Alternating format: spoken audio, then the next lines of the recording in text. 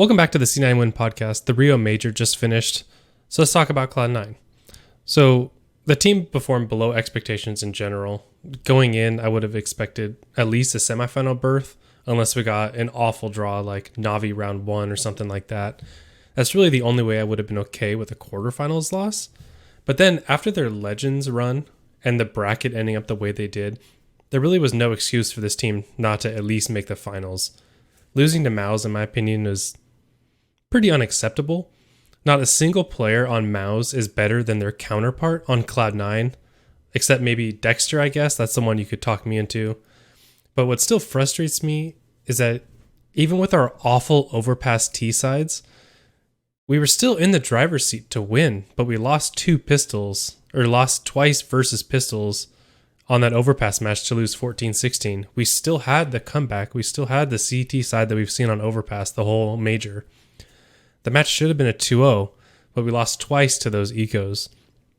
And so it just really leaves just like an awful taste in my mouth, just seeing how open this major was for us. And it was such a great chance to bring another home, or at least meet a team like Na'Vi in the finals and just have like an amazing finals. Obviously Na'Vi didn't make it either, but you understand what I'm saying. And to lose to just such an inferior team, and this seems to continually happen with this roster.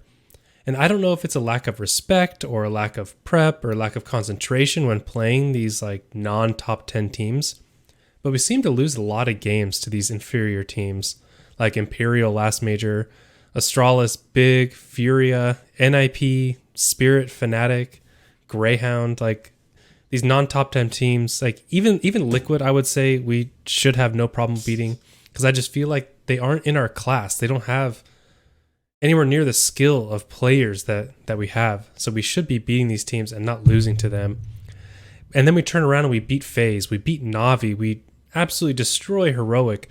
We stomped Outsiders the last time we played them. It just doesn't make sense. And the inconsistency is just kind of crazy how wild they can go from one to the other. For Fnatic, when we started the major, it seemed like our T side was very frantic. We started on the T side versus Fnatic on Inferno, and we weren't trading executes well at all. Our spacing was pretty bad. Flashes were thrown either late or they just weren't there at all. And the first few rounds, it seemed like our aim was off a little bit too. And there were a couple times where just a small thing like a flash over half wall would have net us a free kill or two, but they don't throw anything and they get double killed themselves. And they just didn't look ready to go. I believe it was Hobbit who had a quote that was saying something like they didn't get a good chance to prepare before the major, or he said something like based on not having enough time to prep or something like that. And what was happening that they didn't get a good chance to prep? I could find excuses last major with kind of all that was going on, but now this is twice. So is there a pattern forming here? Or is it just like another bad luck and they couldn't get visas or something? When I heard that, that was something that concerned me, because now all of a sudden that's 2 majors in a row that we haven't been able to prep and be concentrated for at the start. But on Inferno, also Cloud9 needs to learn how to flash the A site better. Like learn the OC flash from top mid or something that just owns everyone when he throws it. Because they were just getting mowed down entering the site. And they really need to just come in a little bit better with players a little bit more blind on their executes. But again, they did just look off, and so maybe that was part of that. And it just felt like there was stuff like this all map, just missing flashes late. There was a time in round 35 where all 3 players are apps, and they're all looking down apps towards balcony, and not a single player in apps is watching towards boiler, which gives them a double kill. So just things like that, they just didn't look well practiced and ready to go. And then versus Greyhound, it felt obvious watching the demo that they didn't respect Greyhound at all. An interview came out later that they were saying that this kind of was the case, that they just didn't respect them and didn't play with respect.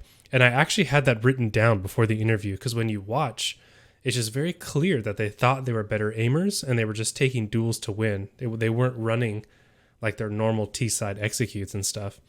But honestly, even with that, if Shiro doesn't crash, we win.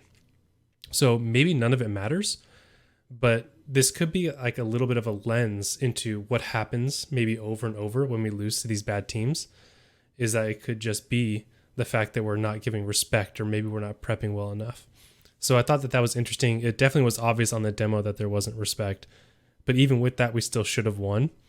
And if in the 0-1 stage of a major, you aren't taking an opponent seriously, then when are you going to take an opponent seriously? Like Greyhound's a team that we should be stomping like 16-5.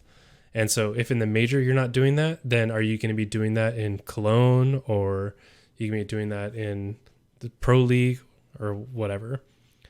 And one big sentiment from this map, though, on Twitter was that Cloud9 deserved to lose because the game was so close. Like, the game never should have been this close, so they kind of deserved to lose. And in my opinion, yes, the game never should have been this close. They are way, way better. But they didn't deserve to lose because they had the game won for the most part if Shiro doesn't crash. If he doesn't crash, they're up 15-14 with the other team on an eco. So I would say there's probably a 90% chance that they win if Shiro doesn't crash. So they didn't deserve to lose because they should have won. So him crashing changed the whole round because there was 10 seconds left. He was on site with an op. He gets at least one kill. And then the player who's jumping through that smoke who gets the double kill, you can watch when he crashes, those two players kind of panic because they lost all sight control and start pushing up. Whereas if Shiro has sight control up there, then he gets that kill and they can kind of stay back and play their angles. Or even if he jumps through the smoke and gets that double kill, Shiro still has full sight control with less than 10 seconds left. So there's probably a 90% chance he doesn't crash. They win that map. But they also could have played way better. One thing I did notice on Dust 2 is that they never throw the lurk smoke on B. Every time they went B, the tunnels is just wide open, and they got punished with that a lot. So this is kind of another example of just a very basic piece of utility that every team uses, and it costs them a lot of lives in rounds, where if they just throw this lurk smoke, it opens up potentially avenues towards going to other areas because teams don't know if it's there, or they don't know if players behind that smoke, or they can then execute from behind the smoke without an opper or someone having a long sight all the way down the tunnel. Just kind of a basic thing like that, which could have netted them more rounds and definitely more lives being saved. Versus EG, things started to fall into place a little bit more. But on Dust 2, EG also gave us way too much respect. Greyhound was always up in our face, pushing, taking fights, trying to mix things up. And EG really just sat back and let us do whatever we wanted on T side. They just tried to hold the sites, which is perfect for what we want to play into. That's the way we want to play T sides. So while we looked better and we had a bunch more map control on this Dust 2 than we did versus Greyhound, EG also didn't make C9 really do anything. Again, on this map, they didn't throw a single lurk smoke on B. But then on Overpass versus EG, we started CT and did what we typically do of making teams execute perfectly onto us, which EG wasn't able to. And so we won easily. And then T side again struggled with control, but we were able to get the 16 rounds out and close it out. Gamer Legion, again, another bad T side on Overpass. We couldn't get Gamer Legion to stop pushing areas since they kept having success pushing those areas, which consistently broke down our T sides. You'll sense a theme always with our T sides. If the CTs are sitting back and being passive, we're going to have a lot of success. Continually pushing areas for information, taking weird fights, doing unorthodox boosts, or just messing up the game a bit is how you can mess up Cloud9 a lot. And this has been how it is for the whole time we've been following this roster. It's if they get in our face, if they mix it up, if they're kind of just doing all these things, finding areas of the map control where Cloud9 isn't, they can have a lot of success. But if the CTs play passive, then we can really execute on them well and punish them for that. So on Mirage, again, Gamer Legion did a really good job on their CT side pushing and getting aggressive. But fortunately for us, they kept kind of choosing wrong, or their timings would be a little bit too late. So they push out A, they wouldn't see anybody. They start to flank and rotate, but then Cloud9's already out on B side as they're getting there. So we have the full sight before everything comes together for the CTs. So we did well on that T side, but it could have gone poorly if timings were a little bit different. Things could have changed. Versus Imperial, again, Overpass, we struggled versus Imperial. Like other teams, They were finding gaps, pushing us, which again is the really easy way, or not easy way. That's the strategy to beat us on T side. And it's actually so crazy that we were able to win this Imperial match with just the two CT miracles we had to pull off on both maps, which I guess is really the story of the whole tournament, is the CT miracles. And we saw this again versus FaZe. Overpass, same story on T side. They read us perfectly. They pushed behind us. They had flanks all the time. They found that empty areas had stacks, and we just were constantly executing into stacks or executing with someone right behind us. And then on CT side, we had just so many clutches to pull this out. It was actually insane. It was such a fun map to go back and rewatch, knowing that we already won with like the stress of that all out, and just watching these just crazy clutches happening on both sides. And then versus Na'Vi, we had our first semi-OKT side. We did a good job spreading the map, getting opening picks, which we could then transition into a bomb plant. Nafany actually had very good aim and played pretty well on this T side. He was taking mid control and got a number of opening kills. This is on Mirage. And he did very well on that T side. There was one round, which is round 12, where we rushed A. And this is kind of what happens and is frustrating about this team, is we had been doing really well on T side, have been getting mid control, been playing methodically, and then we rush A on round 12, like instantly. The only piece of utility that was used before two of our players died on A site was a smoke that was thrown from spawn to mid that missed. So the round starts, we throw a smoke that misses. We then go all 5 towards A site, and we are jumping out of Palace, going onto A site, not a single flash thrown, not a single smoke thrown. It's not until 2 of our players died, and it's a 3v5, that a single piece of utility is used. And so it's just like, if we're going to go fast, just throw the basic stuff. Even a flash thrown over could have changed things. But that's kind of what this team does, is they can be good at utility in the mid round, but whenever they switched up to go fast, the execute utility is always awful. Then on the CT side, it started off pretty rocky. I think it was 7-13 at one point. But again, another great comeback, great side holds versus Na'Vi. End up pulling that one out. And then Heroic was the first time that our T sides actually just like straight up owned. We looked so sharp in this match, and we looked locked in. It was our it was our 8th match in 7 days that we were playing versus Heroic. And the team just looked ready to perform. They looked like they had been just peaking at this time. Our aim was crazy.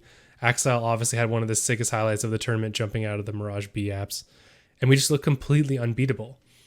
And leaving that match, my only concern with our play was having a 3-day layoff now that we were 3-0. Because we had seen how we came in slow and just ramped way, way up, playing so many games and, practicing in between all these things, I'm assuming.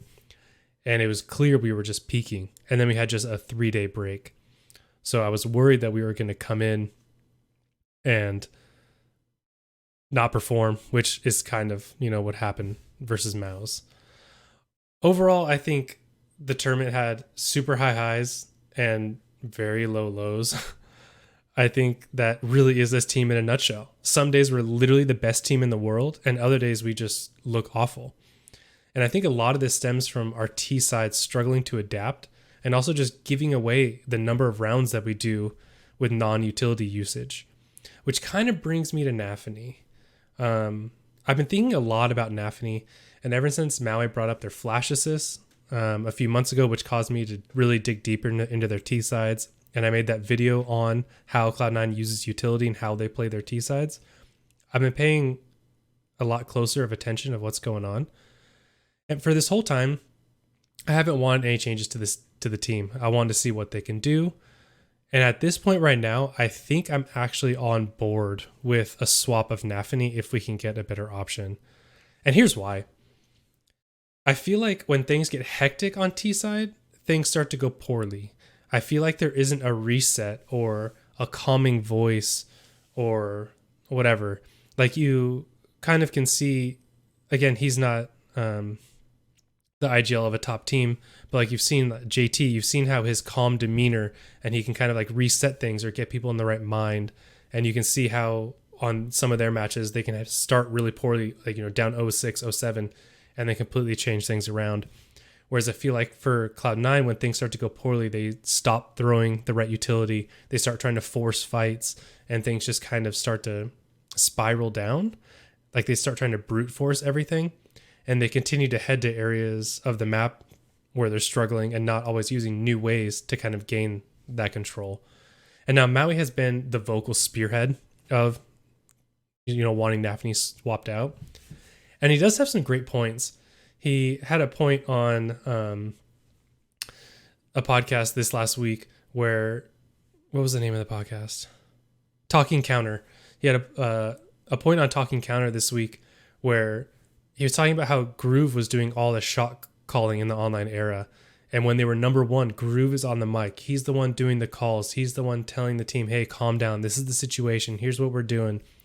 And when we've been struggling, I've kind of been noticing a number of things that I hadn't pieced together before. And so Nafany is the IGL, but Shiro said in an interview after the EG match that they actually call as 3 players. So if you take that and then you think about how many times we saw Shiro really frustrated in mid-game, it seemed like, he was trying to explain the team what they need to do or telling them things they're doing wrong, along with even Groove, who is super even keel, also sometimes showing frustration.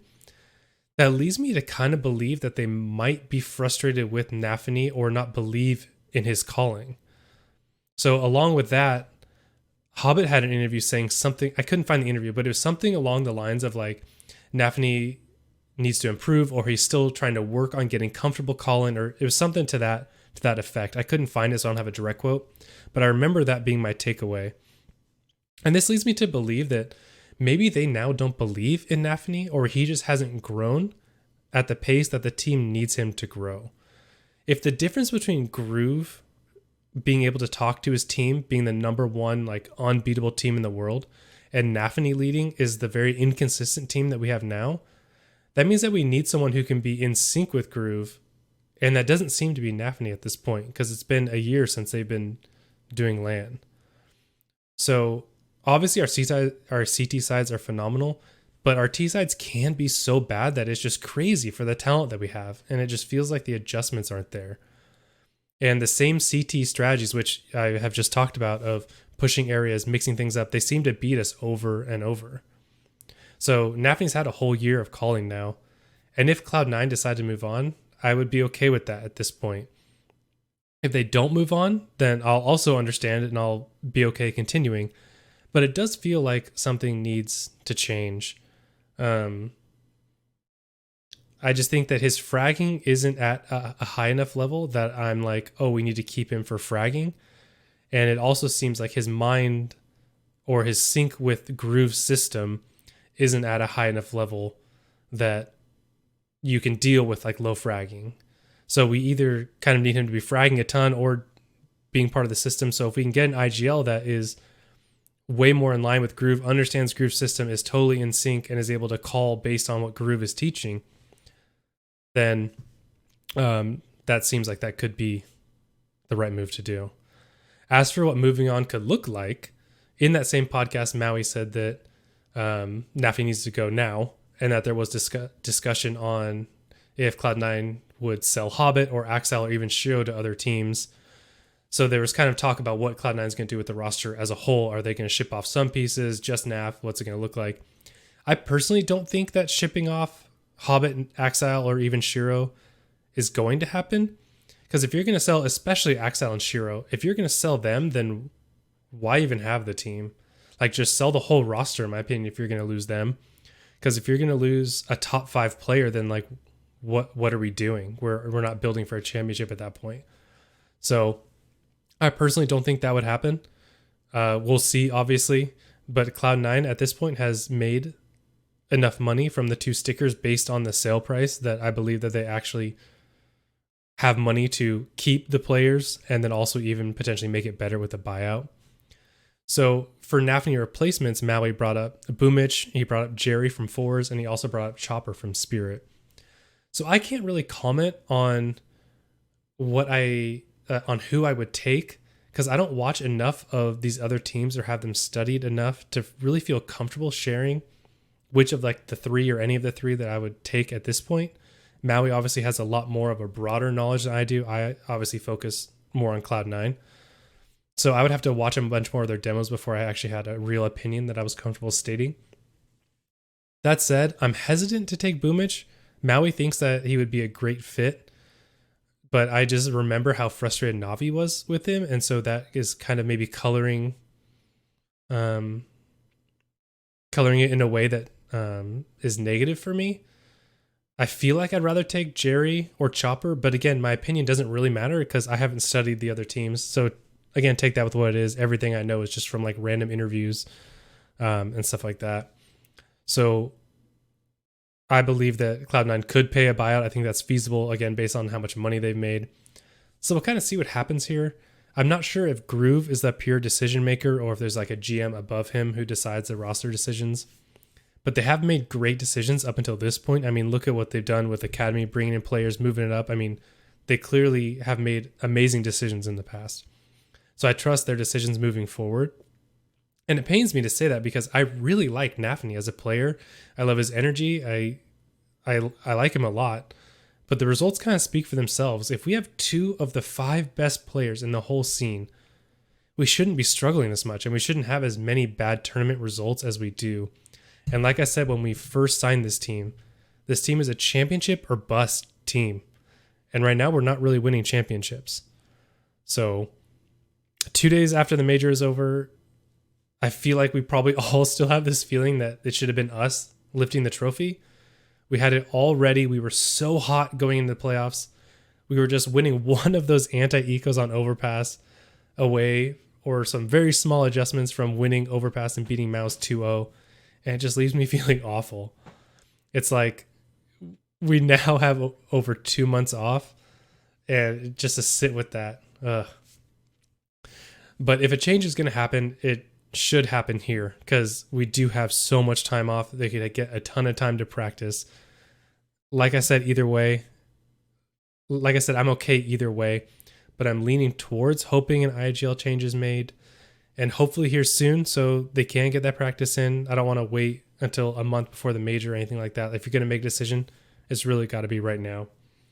I believe in our system, and I think we're such small changes away from being such a powerhouse.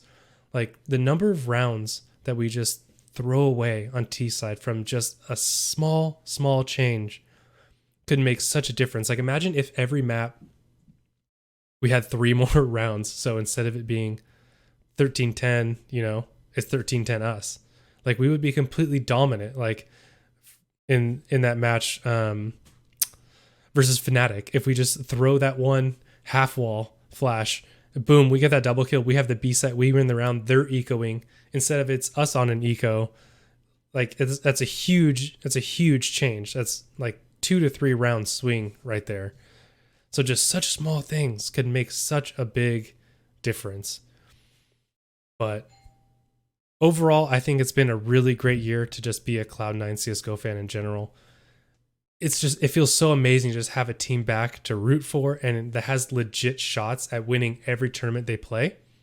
It's been a really fun and interesting team to study. I've learned a lot. It has been frustrating at times because you see the highs that when you see the lows, it just can feel really frustrating.